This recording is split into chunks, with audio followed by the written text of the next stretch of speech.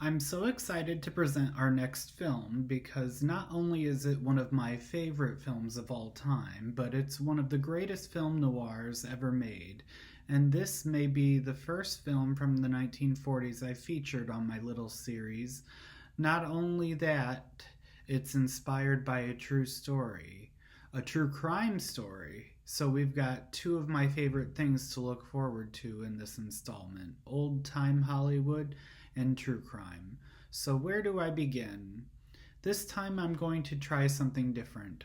I'm going to first discuss the true crime that inspired the film that I'm excited to talk about, and maybe you can guess what the film is based on my clues. In 1915, in New York City, a 20-year-old woman named Mary Ruth Brown met a 33-year-old artist named Albert Edward Snyder. May went by Ruth to most people, and for some reason went by the name Tommy to close friends. The couple had very little in common.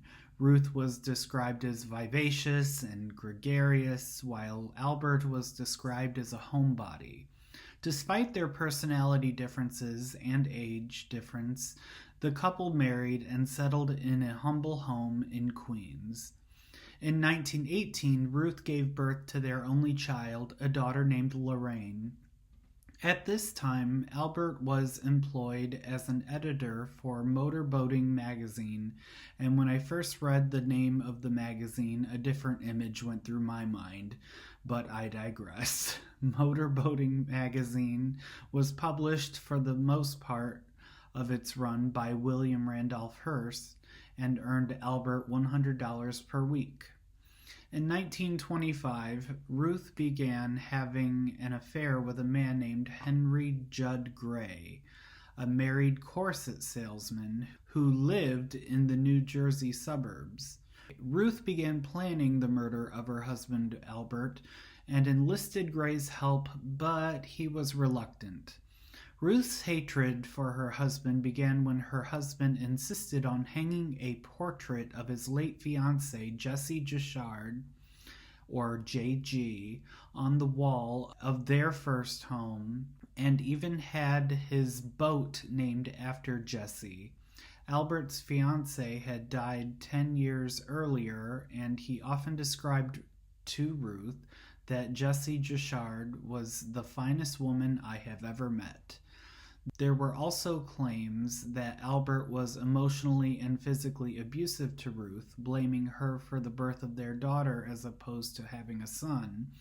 It was alleged that Albert demanded a perfectly maintained home and would physically assault both Ruth and the daughter Lorraine when his demands were not met. Once Ruth had enough of the abuse and found happiness with a new man, she persuaded Albert to purchase life insurance, and she did so with the assistance of an insurance agent who was subsequently fired and sent to prison for forgery. The agent signed a policy for $48,000 with a double indemnity clause, paying extra if an unexpected act of violence killed the victim.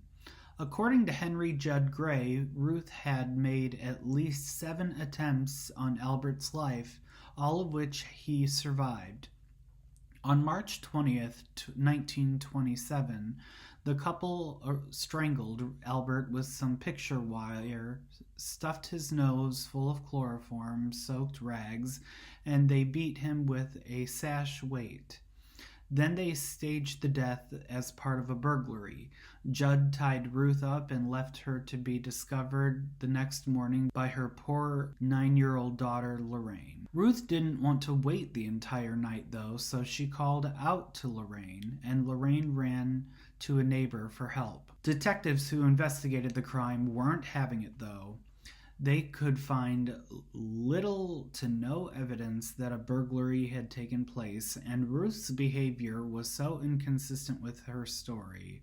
She was obviously no terrorized wife who witnessed the brutal homicide of her husband. Detectives discovered that property that Ruth had claimed had been stolen in the burglary had been hidden in the house. Jewelry that she had claimed had been stolen had been found hid, hidden under her mattress. This is my favorite part right here.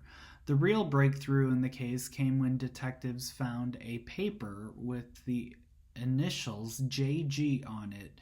It was a memento Albert kept from his former fiancée, whose initials were JG. When detectives asked Ruth who JG was, she wasn't even thinking of her husband's former fiancé. She was thinking of her accomplice, Judd Gray. To her, it was the only time Judd Gray had even been mentioned in the investigation. She asked detectives, what did Judd Gray have to do with the murder?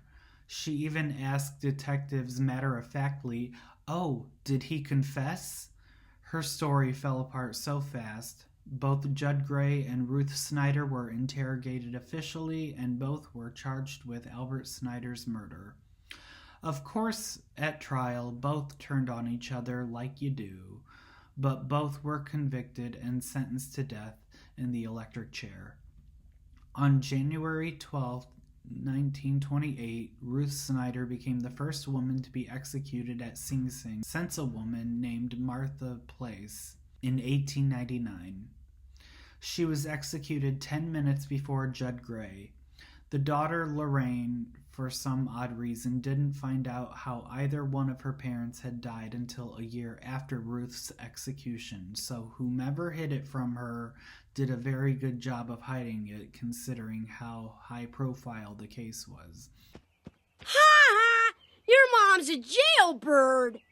An interesting fact about Ruth's execution is that it was surreptitiously photographed at the moment electricity was running through her body with the aid of a miniature camera strapped to the ankle of a Chicago Tribune editor named Tom Howard.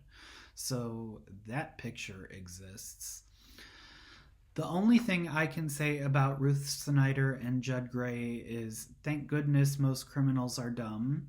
It makes them easier to catch, and their crime was very brutal, more brutal than the crime in the film their story inspired. Sometime after the crime, the daughter Lorraine actually tried to cash in on the phony life insurance policy. I won't delve too deep into that except to say that it didn't work since it was proved that the policy was forged. If you haven't guessed the film I'm going to discuss today, it's Billy Wilder's Double Indemnity, starring Fred MacMurray, the always amazing and flawless Barbara Stanwyck, and the always enjoyable Edward G. Robinson. The screenplay was written by Billy Wilder and Raymond Chandler, and it's based on a novel written by James M. Cain. Now, Double Indemnity is told in flashback, so I think the best way to synopsize the story would be to do so in flashbacks. The film starts when an insurance salesman named Walter Neff, played by Fred MacMurray, stumbles late one night into his empty Los Angeles office after being wounded from a gunshot. He starts to record on a dictaphone a confession for claims manager Barton Keyes, who is played by Edward G. Robinson. A year earlier, Walter Neff makes a house call about the automobile insurance of a Mr. Dietrichson. Dietrichson isn't home, but his wife Phyllis Dietrichson is home, and the two flirt upon meeting each other. Phyllis asks Walter about getting a life insurance policy on her husband without her husband's knowledge. Things are already moving pretty fast. Walter Neff reaches the obvious deduction that Phyllis is contemplating murder, and Neff wants no part of it. But he can't help but be fascinated with Phyllis Dietrichson, and he struggles with the temptation to use his knowledge of his business to outsmart the insurance company. Later, Phyllis visits his apartment, and the two concoct a plan to have Mr. Dietrichson sign a life insurance policy without him realizing he's doing it. Then they plan the murder of him and frame it as an accident to trigger the policy's double indemnity clause with a higher payout. Walter slips a copy of the life insurance policy in with the copy of the Dietrichson's automotive insurance renewal, and Dietrichson signs the life insurance policy thinking that all the paperwork is related to the automotive policy. Before the murder can take place as originally planned, Dietrichson breaks his leg unexpectedly. This delays and complicates the murder scheme.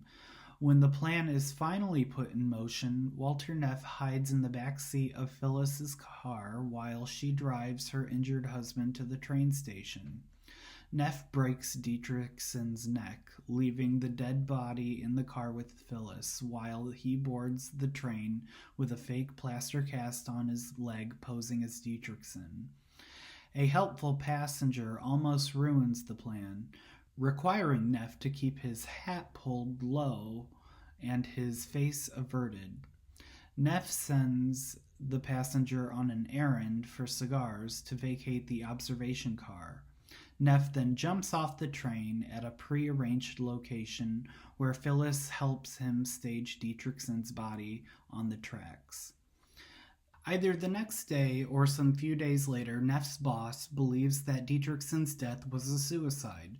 Barton Keyes, a determined claims manager, proud of his track record of spotting fraud cases, nevertheless scoffs at the idea of suicide. Keyes does find it odd that Dietrichson did not file any claim after breaking his leg. He begins to suspect that Phyllis and an accomplice murdered her husband. He reasons that Dietrichson was unaware of the policy. Keyes then questions Neff, who affirms that Dietrichson signed the policy. Neff and Keyes have known each other for 11 years, so Keyes takes Neff at his word. While all this is going on, Neff befriends Phyllis's stepdaughter, Lola.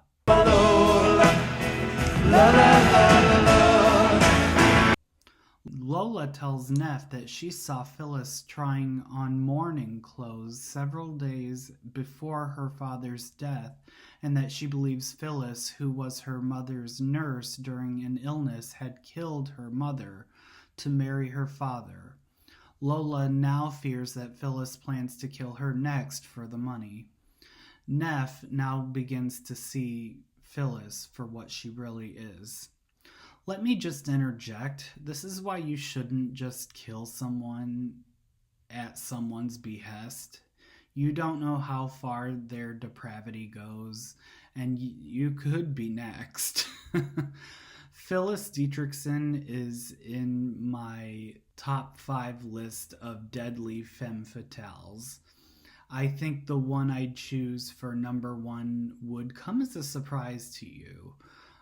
But back to Double Indemnity. Barton Keyes finds the witness from the train's observation car, the one that Neff was trying to avoid, and the witness says that the man he saw on the train was not the Dietrichson he was shown in photos. He fails to recognize Neff, who was present at the meeting. Neff warns Phyllis that going through with the insurance claim in court risks exposing the murder, and he insists that they should not see or communicate with each other until the investigation is over. A new man named Nino Zacchetti, who was originally Lola's boyfriend, has been visiting Phyllis every night since the murder, and Barton Keyes now suspects that Nino is her accomplice.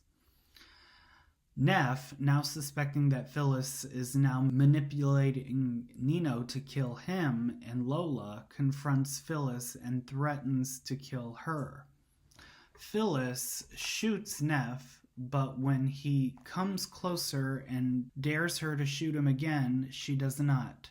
She instead says that she never loved him until a minute ago when I couldn't fire that second shot.